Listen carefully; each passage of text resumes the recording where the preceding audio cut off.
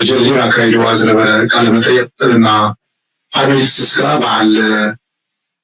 ጸዳለ ለማ፣ ፕሮፌሰር ለሊሳ፣ ፕሮፌሰር ቶምቦል ፓነሊስትስ ዝነበሩና ካብ መላእ ዓለም ኤርትራውያን፣ ግብፃውያን፣ ሶማልያውያን፣ ኢትዮጵያውያን ተጋሩ ተሳተፍሉ ካልኦት ናይ ዓለም ክፍላት እውን ማለት ኢንተሌክቹዋልስ ኣብ ለንደን ዝቕመጡ ተሳተፍሉ ዓብዪ ኮንፈረንስ እዩ ነይሩ። እቲ ፕሮግራም ድሕሪ 10 መዓልቲ ገለ ክሓልፍ ብቴሌቭዥን ክልቀቕ ንምንታይ ከምኡ ተገይሩ ኣነ ፖለቲካሊ እንታይ ኣድቫንቴጅ ኣለዎ እዩ ሽዑ ንሽዑ ዘሕለፍዎ ወይ ኣብ 2 መዓልቲ ዘሕለፍዎ ኣይተረዳእንን። ምክንያቱ ከምዚ ዓይነት ክእለት ዝኾነ እሹ ክሕልፍዎ ይከኣሉ። ስለዚ ንሕና ነዚ ጉዳይ እዚ ካብቲ ኣብኡ ዝነበሩ ዘለዉ ኣብኡ ተሳተፉ ምንጭታትና ረኺብና ጠናኺርናዮ ኣለና። ምክንያቱ ኣገዳሲ ዛዕባ ኮይኑ ስለ ዝረኸብናዮ ስእሉ ክሓልፍ ስለ ዘይብሉ ጌታቸው ኣብ ቅድሚ ህዝቢ እንታይ ተሓቲቱ እንታይ ተባሂሉ እንታይ ከይሉ ዝብል ኣገዳሲ ዛዕባ ስለ ዝኾነ ከዲምና ሆል ፖለቲክስ ቅድሚ እቲ ናይ ኣልጀዚራ ምልቃቑ ናብ ዘኽነብሩ ኢና ማለት እዩ ነዚ ብምንጭታትና ዝረኸብናዮ። ስለዚ ናይ መጀመርያ እዚ ክኸውን እምበር ናተይ ፕሮግራም ማለት እዩ። ስለዚ ሶሪ ኣብዚ ፓናሊስትስ ከም ዝበልኩ ፕሮፌሰር ቶምቦል ጸዳለ ለማ ማለት ዛዕፉ ትሪእዋ ዘለኹም እያ ናይ ኣዲስ ስታንዳርድ በዓልቲ ገዛ እያ። ኣዲስ ስታንዳርድ ጋዜጣ ፕላትፎርም ኣለዎ ዓብዪ ኣብ ኢትዮጵያ ተፈለጠ ናይ እንግሊዝኛ ጋዜጣ እዩ። ፓድካስት እውን ኣለዎ ኣዲስ ስታንዳርድ ሲግናል ዝብል ኣብ ቀረባ ግዜ ሰማር መለስ ምስ ኣካይዳ ነራ ኢንተርቪው ፕሮፌሰር ለሊሳ እውን እዚ ማእከላይ ዘሎ እዩ። እሶም ፓናሊስትስ ነይሮም እዮም። እዚኦም ኣብ ኢትዮጵያ ናይ ፖለቲካ ተፅዕኖ ፈጠርቲ እዮም። ኣብ ለንደን ኣብ ዝተካየዶም ተሳቲፎም ነይሮም እዮም። ስለዚ እቲ ፕሮግራም ሄድ ቱ ሄድ ዝብል እዩ ናይ ኣልጀዚራ እቲ ጋዜጠኛ ናይ ኣልጀዚራ ብዘቕርቦ ማለት እዩ መሃዲ ሓሰን ዝበሃል ማለት እዩ። ስለዚ መዋነ ብኸመይ ጠናኺርዮ ዘለና ዘለኹ እምባ ንሰማዕትና ብዝምቹ እቲ ሓተቲ እቲ ብዝሓተት እውን ጌታቸው ዝመለሱን ሕፅር ዝበለና ብትግርኛ ብትርጓሜ ኣዘጋጅዮ ዘለኹ ማለት እዩ። መዋናቱ መጀመርያ ክንሓበር ከይድ ከለና ሓታቲ እንታይ እዩ ዝብል ኣብይ ኣሕመድ ንጌታቸው ሓታት ክሓቶ ከሎ እቲ ጋዜጠኛ ኣብይ ኣሕመድ ጀኖሳይደር እዩ ኣብ ትግራይ ጀኖሳይድ እዩ ኣካይዱ ኢልካ ኣብ ግዜ ኩናት ትግራይ ትኸስስ ነርካ ሕጂ ከዓ ብኣንፃሩ ምስ ኣብይ ኣሕመድ ትሰርሕ ኣለኻ እዚ ትብሎ ዝነበርካ ተኣምነሉ ዲኻ ሕጂ ኸ ዝብል እዩ ሓቲትዎ።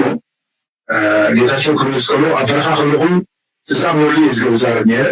ሕጂ ከዓ ምስ ፌደራል ክሰርሕ ስለ ዘለኒ ይሰርሕ ኣለኹ ዝብል ሓፂር መልሲ ክህቦ ይፈቲኑ ሓታቲ ኖ ዝሓተትኩ ኣይመለስካ ኣለይን እቲ ጀኖሳይድ ተኻይዱ ድዩ እየ ዝብለካ ዘለኹ ኣብይ ጀኖሳይደር ድዩ ኣብይ ኢልካ ዲኻ ተኣመን ሕጂ እውን ኣብ ዝኾነ ሕጂ ትብሎ ዝነበርካ እየ ዝብለካ ዘለኹ ምስ ብሎ ጌታቸው እንታይ ዝብል ኣነ ጠበቓ ጠበቓኻ ኣብ መርትዖ ኣብ ድጋፍ ዝተመርኮሰ ውሳነ ወይ ሓሳብ ይክብ ዘለዎ ይብል እሞ ድሓር ሓታቲ ኣቋርፅ ኣቢሉ ኣብ በረኻ ከመኻስ ጠበቓ ይነበርካ ዲኻ ሕጂ ጥራሕ ዲኻ ጠበቓ ኮይንካ ኢሉ ሰፋጠጦ ጌታቸው እወ ጀኖሳይድ ኣብ ልዕሊ ትግራይ ተኻይዱ እዩ ኣብይ እውን ጀኖሳይድ ፈፂሙ እዩ ክብል እዩ ተዛሪቦ። ድሓር ተሓታታይ በቃ ያኽለካ ሕጂ ኢትዮጵያ ኺድካ ስራሕ ትረክብ ኣይመስለኒ ዝብል ዝናብካ ብምባል እዩ ሓፂመ ናይ ቀዳማይ ራውንድ ሕቱ ማለት እዩ። ብድሕሪኡ ሓታታይ ካብቶም ፓናሊስት ፕሮፌሰር ቶምቦል እዩ ሓቲቱ ኣብይ ጀኖሳይደር ኢልካ ኣብዚ ጌርካና ኣለኻ እንታይ ይስማዓካ ሕጂ ምስኡ ክሰርሕ ከለኻ ኢልዎ ብዛዕባ ኣብይ ብዙሕ ተዛሪብካ ኢኻ ኣብ መጀመር ብመፅሓፍ እውን ቅድሚ ሕጂ ንዕኡ ኣንቢበ ኢልካ ኣብ ዝሃብካዮ ኣብይ ናይ መጀመር ፅንሰ ሓሳብ እኳ ብኣግባቡ ዝፈልጥ ኣይኮነን ኢልካ ነርካ ድሓር ግን መፅሓፍ ክምረቕ ከሎ ተመሊስካ ኣብይ ንፍዑ ምዃኑ ኣመስጊንካዮ። ስለዚ ቀደም ዲኻ ሓሲኻናስ ወላ ሕጂ ኢኻ ትሕሱ ዘለኻ ዝብል ኣዝዩ መድራህርቱ ይሓትዎ ጌታቸው መልሲ ክህብ ከሎ ኣነ በዚ ዝነበረ ኩነታት እዩ ክጅምር ከሎ ቶምቦል ኣቋሪፅ ኣቢሉ ኣብ መንጎ ማለት ኣቋሪፁ ማለት ኣነ ሕጂ ኣይዝበለና ማለት ፋክት እዩ ሓቂ እዩ ኣይቅየር እዩ። ስለዚ ኣብዚ መወካ ግዜ ዝተፈላለየ ዘረባታት እያ ዝዛረብ ዘለካ እዩ ምስ ብሎ ጌታቸው ንእሽተይ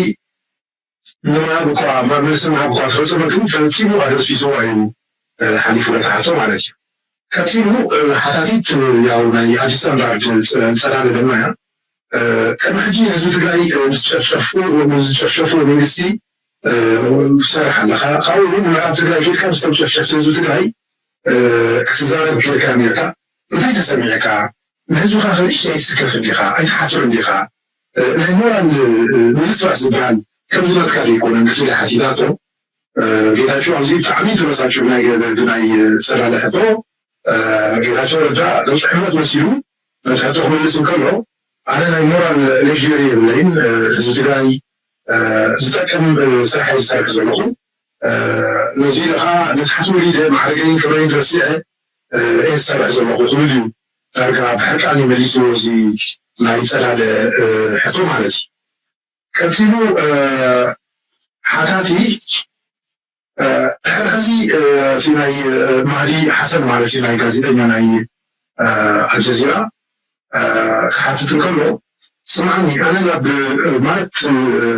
ናብ ድላይ ክዓለም ወፂኻ ክሰርሕ ትኽእል ነርካ ኢኻ ክትከይድ ትኽእል ነርካ ኢኻ ንምንታይ ኢኻ ናብ ኣብዪ ኣሕመድ ምኻድ መሪፅካ ዝብል ሕቶ ይሓትዮ ጌታቸው ነዚ ክምልስ እንከሎ ክውዕል ፕሪቶርያ ምስ ፌደራል መንግስቲ ኢና ተፈራሪምና ስለዚ ምስ ፌደራል ክሰርሕ ክኽእል ኣለኒ ትግራይ ከስርሑ ይከኣሉን ናብ ፌደራል መንግስቲ ከይደ ግን ህዝበይ ከገልግል ከም ዘለኒ እየ ዝኣምን ዝብል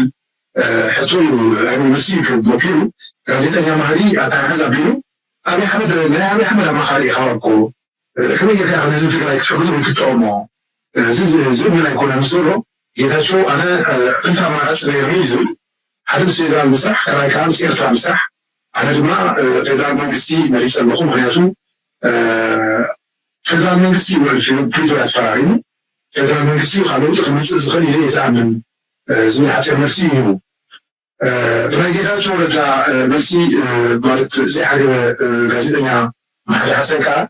ቅድሚ ሕጂ ዝበልካዮ ትዝክሮ ዲኻ ኢልዎ ንጌታቸው ንብልፅግና ብዙሕ ይኸልካዮም ማለት ነቲ ቅድሚ ሕጂ ዝብሎ ዝነበረ ብምዝርዛር ማለት እዩ ኣነ ንህዝቢ ትግራይ እየ ዝሰርሕ ዘለኹ እንዳበልካ ግን ማለት ናብ ኣነ ንህዝቢ ትግራይ ዝሰርሕ እንዳበልካ ኢኻ ትዛረብ ብዝብል እውን ጋዜጠኛ ፀላለ ድማ ኣስዒባትሉ እያ ኣነ እኳ ኣመርካ ንህዝቢ ትግራይ ከም ዝሰርሕ ግን ድሓር ይኹን ንህዝቢ ትግራይ ዝሰርሕ ድሕር ኮይንካ ግን እሞ ድሕሪ ናይ ፌደራል መፂኻ በዓል ስልጣን ምስ ኮንካ ንትግራይ እንታይ ኢኻ ሰሪሕካ ወይ እንታይ ኢኻ ክጠቕሞም ክኢልካ ንተጋሩ ዝብል ሕቶ እያ ሓቲታቶ ጌታቸው ክምልስ ከሎ ዋ ሕጂ እኮ የመፅእ ኣነ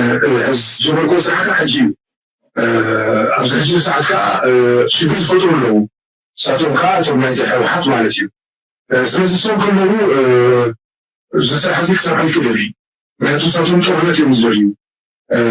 ጦርነት ዳደለዩ ከዓ ኣነ ምስኦም ገለ ክሰርሕ ስለ ዘይደሊ ሕጂ ግና የጅምሮ ዘለኹ ምስ ፌደራል መንግስቲ ኮይኑ ከዓ ንህዝበይ ክጠቀም እየ ዝሓስብ ዘለኹ ክብል ይመልስ እዩ ማለት ትመልሱ እኳ ኣብዚ ዕረባ ገሊፃቱ እያ ግን ካልኣይ ሕቶ ተሓትት ስለዘይተረብ ከባዕድን ብከምዚ ተሓሊፉ ማለት እዩ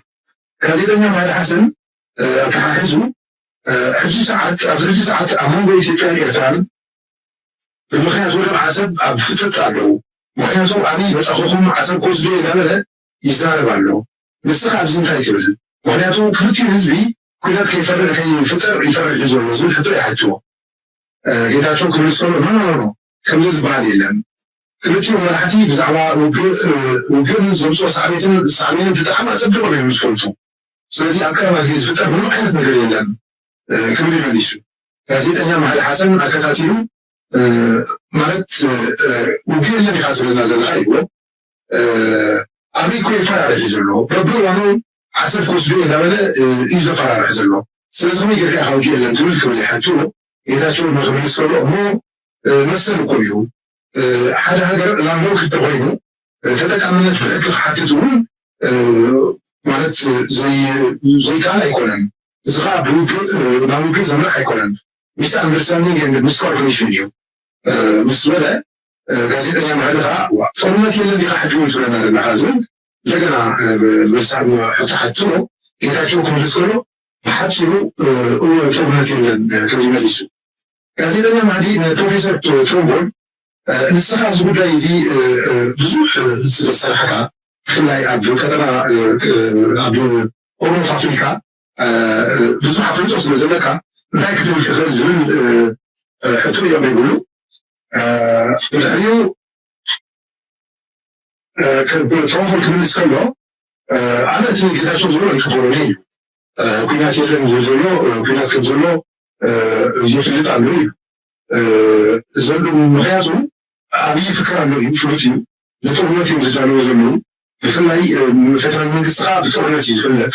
ስለዚ ጌታቸው ዝብሎ ኣነ ይቅበሎኒ ሰልስውን የብሉን ይልዎ ስለዚ ኣብ መንጎ ኣይተ ጌታቸው ጣልቃ ኣትዩ ንዕመለኒ ምንም ዝፍጠር ነገር የለን ክብል እዩ መሊሱ እቲ ጋዜጠኛ ድማ ኣነ ንዓኻ ዝኣምነሉ ምክንያት የብለይን ብተደጋጋሚ እንዳሓሰኻ ኩነታት ማለት ናብ ዝሞቐካ እንዳኸድካ ኢኻ መፂኻ ክሳብ ሕጂ እንዳታለልካ ኢኻ መፂኻ ክብል እዩ መሊሱሉ ሕጂ ማለት ኣብዚ ኩነታት ኤክስፐርት ዝኾነ ሰብ ፕሮፌሰር ትሮንቮል ዝጥይቆ ዘለኹ ጌታቸው ሓሳብ ኣፍቃዕሶ ኢልዎ ብድሕሪኡ ትሮንቮል ብዙሕ ኩናት ክፈጥሩ ከም ዝኽእሉ ዓብዪ ብዙሕ ሬቶሪክ የምፅእ ከም ዘሎ ብዛዕባ ዓሰብ ብዙሕ ነገር ይዛረብ ከም ዘሎ ሰፊሕ ዛዕባ ልዕሊ ተዛሪቡ ብድሕሪኡ ትሮንቮል ብዙሕ ኩናት ክፈጥሩ ከም ዝኽእሉ ዓብዪ ብዙሕ ሬቶሪክ የምፅእ ከም ዘሎ ብዛዕባ ዓሰብ ብዙሕ ነገር ይዛረብ ከም ዘሎ ሰፊሕ ዛዕባ ልዕሊ ተዛሪቡ ማለት እዩ ብድሕሪኡ ካብቶም ዕድማት ዕድል ተባሂብዎም ሕቶ ክሓቱ ማለት እዩ ካብ ሓንቲ ጓል ኣንስተይቲ ዕድል ረኺባ ንጌታቸው ክትሓቶ ከላ እንታይ ትብል ንስራ ህዝቢ ትግራይ ዝሰርሕ ዘለኹ ኢኻ ትብል ክሳብ ሕጂ ግን ምስ ፌደራል ኢኻ ትሰርሕ ዘለካ ምክንያቱ ድሕሪ ህዝቢ ትግራይ ዝጠቅም ኮይንካ ኣብ ዓፋር ዘለዎ ሓራ መሬት ዝበሃሉ ብፌደራል እዮም ዝድገፉ ንስኻ ኢኻ ካልኦም ትድግፎም ዘለካ ስለዚ ከመይ ጌርካ ኢኻ ደኣ ንህዝቢ ትግራይ ክጠቅም ኣብ ፌደራል ዘሎ ክትበልና ዘለካ ዝብል ሕቶ እያ ሓይታቶ ጌታቸው ክምልስ ከሎ ኣነ ኣብ ዓፋር ምስ ዘሎ ምንም ዓይነት ሓገዝ የብለይን ኢሉ ምስ ጀመረ ጋዜጠኛ ማህዲ ሓሰን ኣብ ማእኸል ጣልቃ ብምእታው ንስኻ ናይ ፌደራል በዓል ስልጣን እንዲኻ ኣማኻሪ እንዲኻ ከመይ ኢልካ ከምኡ ትብል እንድሕር ንህዝቢ ትግራይ ከይጉዳእ ዝሰርሕ ሓደኻ እኮ ከመይ ጌርካ ደኣ እሞ ምስ ፌደራል ኮይንካ ክትሕግዞ ትኽእል ዝብል ሕቶ ይሓትዎ ብድሕሪኡ ጌታቸው ክምልስ ከሎ ኣነ ብሰላማዊ መንገዲ ክፍታሕ እየ ዝደሊ ምስ በለ ጋዜጠኛ ማህዲ ከዓ እቲ ቀዳማይ ሚኒስትር ከመይ ኢልካ ዶ ተማኽሮ ዘሉ ማለት ብሰላም ክውዳእ ዶ ተማኽሮ ዘሉ ንሱ ይሰማዓካ ዶ ዝብል ሕቶ ይሓትዎ ጌታቸው ኣነ ከመይ ዝገብር ዘለኹ ዝብል ሕፅር ዝበለ መልሲ እዩ ድሕሪ እውን ካብ ተሳተፍቲ ሓንቲ ነገራ ዕድል ተባሂብዋ ንስኻ ኣብ ስልጣን እንዳሃለኻ ምዕራብ ትግራይ ክመሰልኩም እየ ትብለና ነርካ ነቶም ፀለምቲ ዝተመለሱ እውን ከመይ ከም ዘለዉ ትፈልጥ ኢኻ ከመይ ከም ዘለዉ ንሪኦም ኢና ዘለና ፍርቆም ኣብ ሕማቕ ፀልማት እዮም ዘለዉ ፍርቆም እውን ተመሊሶም ተመዛቢሎም እዮም ዘለዉ ዝተቆተሉ እውን ኣለዉ ንስኻ ንትግራይ ዝሰርሕ ኣለኹ ድሕር ትብል ኮይንካ ናይ ብሓቂ ከምኡ ኢኻ ተኣምን ምዕራብ ትግራይ ምስ ወረርትን እዩ ዘሎ ተፈናቐልቲ ኣይተመለሱን ዘለዉ ንስኻ ናብቶም ፀላእቲ ከይድካ ኣብ ቅድሚኻ እኳ እንታይ እዮም ዝበሉ ትፈልጥ ዲኻ ኩሉ እኳስ ኣይስከጠካ እንድዩ ንእሽተይ ናይ ስጋ ይብልካ እንድዩ ክትብል ብሕርቃ ዲኻ ቲታቶ ጌታቸው መስክር ከሎ ኣነ ምዕራብ ትግራይ ክምለስ እየ ዝሰርሕ ዘለኹ ነስኻ እየ ዝሰርሕ ዘለኹ እዚ ፃዕሪ እዚ ግን ማለት ብጉያ ጉያ ዝምለስ ኣይኮነን ግን ድማ እዚ ከይከውን ዝሰርሑ ኣለዉ ንሳቶም ከይተፀረጉ ከዓ ብቐሊሉ ዝስራሕ እዚ ክስራሕ ኣይክእልን ክብል ንሕወሓት እዩ ወንጅሉ ማለት እዩ ካልእ ሕቶ ዝሓተተ ከዓ ኣይሆብ ይስማዕ ኣለኹ ኢለ ዝቕፅር ዘለኹ اسمع لها صبوح اسمع لها ካልእ ሓታቲ ሕቶ ዕድል ምስ ረኸበ ከዓ ብዛዕባ ዘይሕጋዊ ዕደናን ናይ ሰባት ዝውውርን ዝኸሰስካዮም ጀነራላት ኣለዉ ካብቶም 231 ዝኾኑ ሓለፍቲ ነቶም 230 ኢኻ ከሲስካ ወይ ወቂስካዮም ዘለካ ከምዚ ዝገብሩ ምዃኑ እንዳፈለጥካ ንምንታይ ኢኻ ሽዑ ዘይተዛረብካ ፕሬዚደንት እንዳሃለኻ ስለዚ ካብቶም 231 ነቶም 230 ዝኸሰስካ ንስኻ ፅሩይ እየ ዲኻ ትብል ዝብል ሕቶ ይሓትዎ ጌታቸው ክምልስ ከሎ ካብዚ ብሓፂሩ ይመሊሱ ዝብል መልሲ ይመልስሉ ድሓር እቲ ጋዜጠኛ ኣዝዩ ስለዚ ዝተገረመ ድገመለይ እስኪ ንበይነይ ፅሩይ ኢኻ ትብል ዘለካ ኢሉ ሓቲትዎ ጌታቸው እውን እንደገና وأنا من يتراجع شوي كل مديش من بعد عشر زي تزارعك كم زين مالت نعبي جوسايدر يوم تمرتي يقولون نبالك هتوصل يلك حكيتنا مسألة يكون كان مثل ما قال الصوت كان تنجروا معلقة بس لو إذا شو نونا أنا حكي إنسان زلمه أنا بريزيدنت العمري تحريتات مسيني شو مزرعة زي كانكم فأحجي زارب على خصوصي مليسو على شيء إذا زيدنا حجون بتلاقي كذا شو بس زي عجبه نو بس ما يعمل كان محدش كل سمعت بعد بارتي مسرت كعلها المدة إذا سمعت بعد بارتي لا تحدش ولا لسه زي كم كايرو إذا شو بس كل مرة أنا ما قدرت أستخدم نمبر أنا سلام مثلا حيكون كمبيوتر بسهولة حجون غازين الجماعي أنا معي إذا شو أنا آخر أيام مكاني نسخة تزاربوا أيام من شرشة كم حجي نرى نفسي خاني كأخا أبو كتشف نصر حلم كتشف نصر كذا شو عزنا من جتاشون حجي زمان جتاشون خشي من وين استفاد عليه أو استفاد عليه جتاشوني سمع زين زمانه نسخة كل مقدر تجلي كل مقدر تجلي السابقة يلوم يوم يسوع أبزي جتاشون كم يسوع كله بزح مالت كل ما كان بس سلسلة مدرسة بزح نرجع زمت سلسلة كله خمسة ولا رئيس على ما لشيء. عزمة تأخذ خمسة سنوات حدا يبصر المالية وتبصر صحته. مالت أتو بريزنت ترامب شمول تقولنا تطوع بيه يبتزاري بيو. كاسون تقولنا تذكر حدا أمونغو يبصر يتبعني يبتزاري بيو. أمونغو كلتين تقولنا أمونغو يبصر يتبعني تقولنا بيرجع كليو. أتو إذا شو حسيتوا أتو إذا شو كل مسكرو تقولنا تاينرا لا يكاد تقولنا فينيرو. لكن أنا تقولنا بريزنت ترامب نعوز غن تطوع بيه زلزلو الصيف نتكون كليو رغم ماليسو. هذا خمد أصل على حطو تخطالي من أسلمنا حيوان السخونة تقرأي حتيتو صحة تتكلو لا يخصون الحجاب ديال كانوا معار زميلكاتي على لولو أبتقى المسلمين يشكوني حجاب ديال دكارستيو أي معران نزمنا زحاتنا يوم مسكينة رخصون الغزارة كساحجي نفسي أي أخرنا لازم خبي خاطر يخلي حتيتو زميلا شوكو يسكر لبزي أنا كوزي قدريزي زحشر رأي حفظ له مصرات عليه أصلت أنا هاللغون تنتبع لهم معنا أنه نزل تزاري بإيه لكن بالعرض والصنقو تحتي كفلسل هو سلسي كانوا لازم يخسر تفتيره أنا نتيتو زي محمول نوري يقفي تقول لكن بجنبي تزاري بكاس البرزولوس مسؤولة لازم نتزي حمير كابسرح خجلي زول أمنا تعلمني كبرزولة حتى مرسيه هو لازم يدنا مالي أبسلو نسخة بزعما إثيوبيا استأصل زلو غازيت أن يخاف بوليتيكيات حتى ما عندك أنت زي ما كايش فعلا أبكر إثيوبيا زلو كنا تون بتورنا تتحمسا من تزاي كايش فعلا اللي خليه حتى إذا شو كمان اسم كله أنا ناجي تلوز الخالق من أفتو يبليني كجمع رسولة غازيت أن يمالي هو صار كمان نصفر تمام لك صار أول كمية مسترات إثيوبيا ليها أما خارين ليها سلازي أبستفر على هذه معلومة كيف كأسوي زلها. حاجة لازم بوليتيكيات غازيتيات تفتحي وقتلوا لقاء مسكر كخارجي. وأنا نجي لكاس لازمهم كفتحي وقتلوا لقاء زول حتى يحدثوا. إذا تشوف السؤال كله زيادة مجمع بداية بعد ما وصل له لحالة خاصة بتصير له بس مثلا كرز بعض وجاي زول مرسي على حسيته فغازيت أن يقاط حسابيله صحهم كيف صح زلوا صحهم صح زلوا تاعتوا زلها. ياسو يزلو زل حتوي أسفل معلش كيفو أصلا درس بسرعة تحت الزمن تسأل لنا أمور حاتم جزء سلامات كم زلو فلوتيو نسخة ستة كانها جمروني المخرج الحجي بحرف تقرأ مسمى يزلو حجها زعل بحرف تقرأ إنت خاتم زل حتوي حيتاتو كيف كم يسكنلو نسو ما نسمعو نخسر فتح ولا نخسر حنا نتعرض لنا نقول لكن إذا خيكون يصرحوا أتقرأ يزلوا حيثات عنهم بصور يحكوا فنعملوا بس يرتاحوا لهم الفدرال من يستقروا الشباشة له سلازي ساتهم كيتوفوا فتيم خسر حسن زي كن مجمع لا معهم كتر الكلمات فيها نتعرض لنا زل حتى يحاسيتوا عزي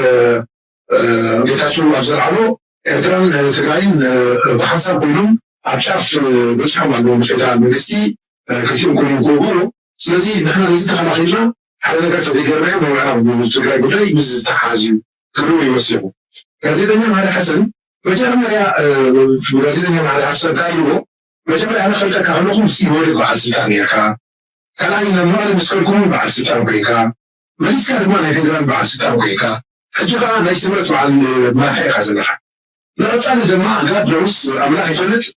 ምስ ካልእ ፖለቲካ ፓርቲ ምስ ካልእ መንግስቲ ዝረኽበካ ይኸውን ዝብል ሕጫጨ እዩ ሓጭጭሉ ጌታቸው ኣብዚ ንእሽተይ ብስጭት ብዝብል ወታት ንመኸማ ይገብር ይመስሎ እቲ ጋዜጠኛ ንዓኻ ካምለካ ይክእልን እየ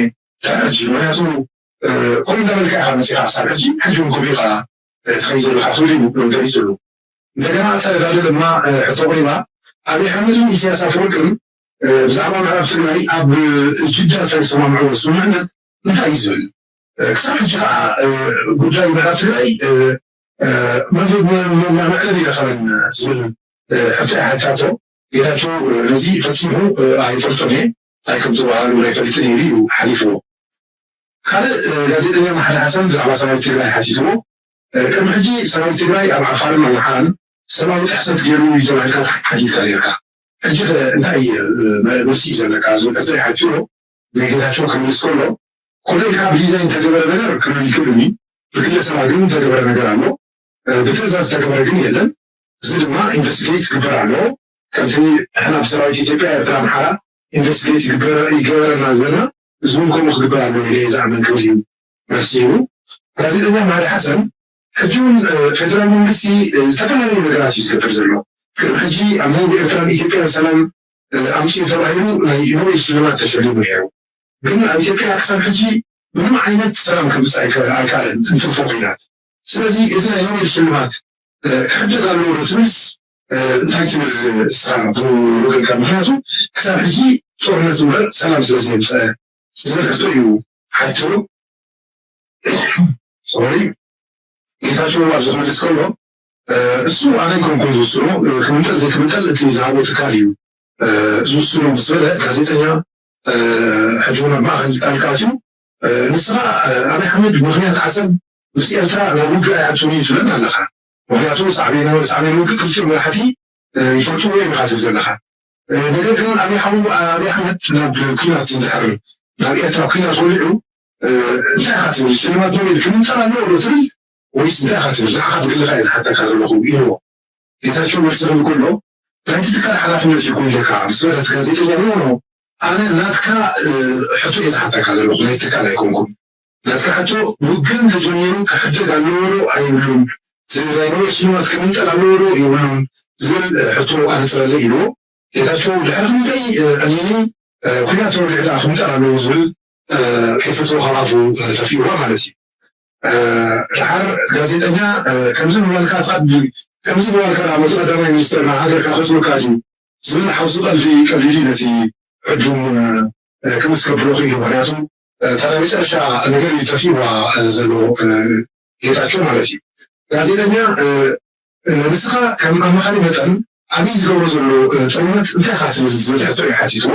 ጌታቸው ክምልስ ከሎ ኣነ ኣማኻሪ እምበር ፖሊሲ ሜከር ኣይኮንኩን ስለዚ ኣብዚ ምንም ነገር ክብል ኣይክእል እየ ዝብል ሓፂር መልሲ ይመሊሱ ኣብ መወዳእታ